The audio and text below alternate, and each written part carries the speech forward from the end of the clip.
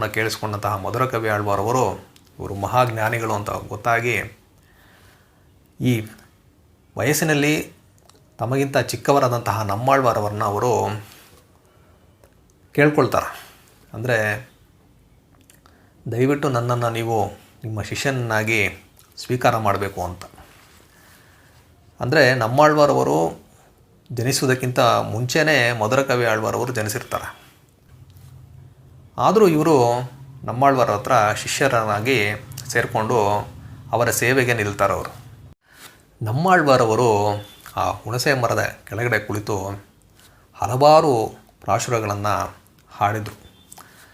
ಈ ನಮ್ಮಾಳ್ವಾರವರು ಹೇಳಿದಂಥ ಪ್ರಾಶುರಗಳನ್ನೆಲ್ಲ ಅವರ ಶಿಷ್ಯರಾದಂತಹ ಮಧುರ ಕವಿ ಆಳ್ವಾರವರು ಬರ್ಕೊಳ್ತಾರೆ. ಹೀಗೆ ನಮ್ಮಾಳ್ವಾರವರು 1200ಕ್ಕೂ ಅಧಿಕವಾದಂತಹ ಪ್ರಾಶುರಗಳನ್ನು ಹಾಡಿದರು.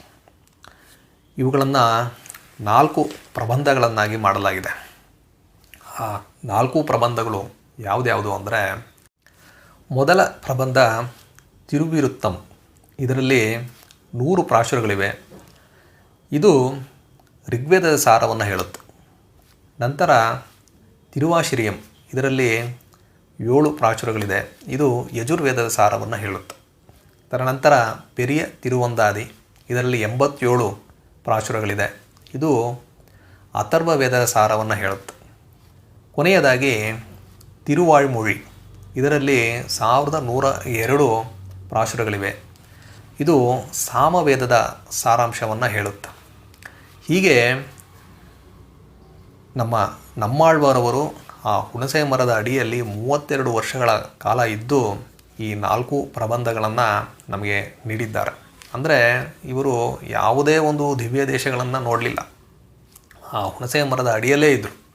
ಆದರೂ ಅವರು ತಮ್ಮ ಒಂದು ದಿವ್ಯ ಪ್ರಬಂಧಗಳಲ್ಲಿ ಆ ಒಂದು ದಿವ್ಯ ದೇಶಗಳ ವರ್ಣನೆಯೆಲ್ಲ ಮಾಡಿದ್ದಾರೆ. ಅದೇ ರೀತಿ ಕೃಷ್ಣನ ಮೇಲೆ ಅವರಿಗೆ ಅಪಾರವಾದ ಪ್ರೀತಿ ಇತ್ತು. ಅದನ್ನು ನಾವು ಈ ಪ್ರಾಶುರಗಳಲ್ಲಿ ನೋಡ್ಬೋದು. ಅವರಿಗೆ ಕೃಷ್ಣನ ಮೇಲಿದ್ದಂತಹ ಭಕ್ತಿ ಹಾಗೂ ಆ ಪ್ರೀತಿ ಏನಿದೆ ಅದನ್ನು ಅವರು ಈ ಪ್ರಾಶುರಗಳಲ್ಲಿ ಒಂದು ಕವಿತೆಯ ರೂಪದಲ್ಲಿ, ಕಾವ್ಯದ ರೂಪದಲ್ಲಿ ತುಂಬ ಸೊಗಸಾಗಿ ಅದನ್ನು ಹಾಡಿದ್ದಾರೆ ಅಂತ ಹೇಳ್ಬೋದು. ಇವರ ಈ ಪ್ರಬಂಧಗಳನ್ನೆಲ್ಲ ಮಧುರ ಕವಿ ಆಳ್ವಾರವರು ಬರೆದರು. ನಮ್ಮಾಳ್ವಾರವರು 8ನೇ ಶತಮಾನ ಅಂದರೆ 798ನೇ ಇಸ್ವಿಯಲ್ಲಿ ಜನಿಸಿದರು ಅಂತ ಹೇಳಲಾಗ್ತಾ ಇದೆ. ಆದರೆ ಸಾಂಪ್ರದಾಯಿಕ ವಾದಗಳ ಪ್ರಕಾರ ಕ್ರಿಸ್ತಪೂರ್ವ 3102ನೇ ಇಸ್ವಿ ಅಂತ ಹೇಳಲಾಗ್ತಾ ಇದೆ. ನಮ್ಮಾಳ್ವಾರವರು ಶ್ರೀ ವಿಷ್ಣುವಿನ ಸೇನಾಪತಿಯಾದಂತಹ ವಿಶ್ವಕ್ಸೇನರ ಅಂಶದಲ್ಲಿ ಜನಿಸ್ತಾರೆ.